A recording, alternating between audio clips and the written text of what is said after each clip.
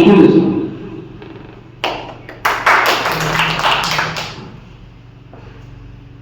धन्यवाद, आप सबका शुक्रिया मेरे साथ आए हुए साथियों से। कहाँ से शुरू करूं, कहाँ खत्म हो। मैं तो जन्म से ही इस बात में ये तड़पता रहा हूं कि कहीं पीस मिले। तुरंजा में 4 साल का था तो जत्थे आते थे, फिर 62 आया हमला हो गया, फिर 64 आया तो गुरीले आ गए, फिर 65 आया तो जंग हो गई, फिर 71 आया तो फिर जंग हो गई, और 99 में फिर जंग हो गई।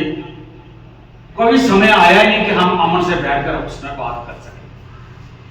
दूसरा, जम्मू कश्मीर एक ऐसी धरती है जहां मेरे दोस्त साथी ने कहा भी और मुझे भी इसका इल्म है कि ये एक ऋषियों की धरती है, और जम्मू को जाम्बू लोचन के नाम पर जाना जाता था, जहां शेर और बकरी इकट्ठा पानी पीते थे। ये हमारा कल्चर था।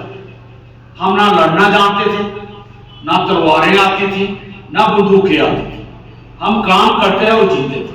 लेकिन 47 ने एक हमारे पर इतनी मुसीबत डाल दी कि हिंदुस्तान के नाम पर आज़ादी मिली और उसके 2 देश बन गए, एक हिंदुस्तान हो गया, एक पाकिस्तान हो गया।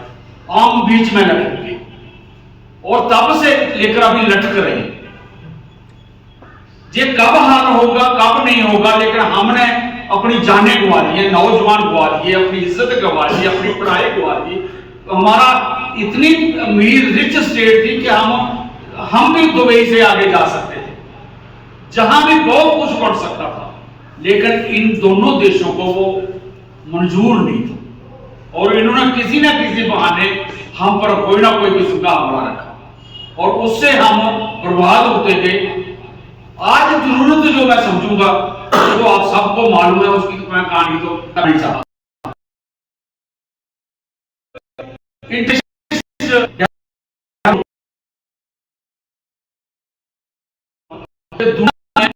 बचानी है, तब तक हम नहीं कर पाएंगे। मेरा मैसेज यही है, मेरा संदेश यही है कि जो कुछ हुआ, जहां जो बच्चे अंदर हैं, अभी भी जो PSA लगा और 3000 से ज्यादा बच्चे अंदर हैं, ये सब इंफॉर्मेशन है। लेकिन इसका हल जाके मैं जिस तहसील में रहता हूं, कठुआ की मैं, हीरानगर तहसील है, वहां से 5 किलो बॉर्डर है इंटरनेशनल मेरे घर से, और वहां रोज कोई ना कोई क्रॉस करता है। जब क्रॉस करता तो वो दिखाई नहीं देता किसी को, जब वो पीछे हटकर बंदूक चलाता फिर दिखाई देता उधर से आ गया। फिर बॉर्डर वालों की तलाशी होती है सामने, उनके घर तलाशे जाते हैं, उनके कपड़े खुला कर देखा जाता है कि आया बंदा तो कैसे आया। आपके घर में एक नया बूट का निशान लगा है, ये किसका लगा है, वजह है उसका दमाद आया होगा।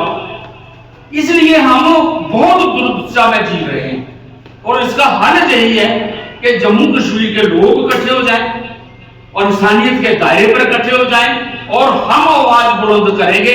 तो मैं उम्मीद करूंगा कि संदीप पांडे जैसे लीडर भारत में हमारे लिए कंपेन करेंगे और भारत के देश के लोगों का ग्रुप बैठे दिल्ली में इकट्ठे होकर हम अगर आवाज बुलंद करेंगे कि दोनों बैठकर बात करो और हमारी इस मुसीबत से निकालो। और कोई रास्ता नहीं, अमन का रास्ता ही एक रास्ता है जिससे आने वाली जनरेशन पढ़ लिख सकेगी और अपने काम कर ढूंढ पाएगी और हमारा काम पर चल पाएगा। इसलिए मैं यही एक छोटा मैसेज लेकर आया। बातें तो बहुत है, दर्द बहुत है, कल भी देखा दर्द, पहले भी देख रहे हैं, रोज बॉर्डर पर भी देख रहे हैं। हमारे हर इलाके में, कहीं बलावर में, कभी डुडू कभी कहीं रोज होते हैं, टकराव होते हैं। हम जाते हैं, रोते हैं, फिर उनके घर अफसोस करते हैं, क्या करेंगे, उससे कुछ नहीं निकल रहा है। इसलिए रास्ता यही है।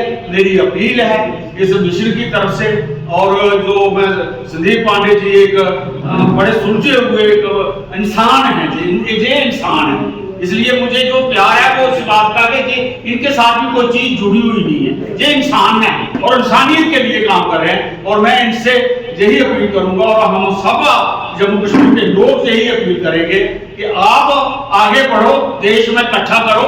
हम जम्मू कश्मीर को भी इकट्ठा करने का आपके ही बैनर के साथ चलेंगे और ताकि हम एक नया रास्ता ढूंढ सके। धन्यवाद। बहुत बहुत शुक्रिया संदीप पांडे साहब से। गुजारिश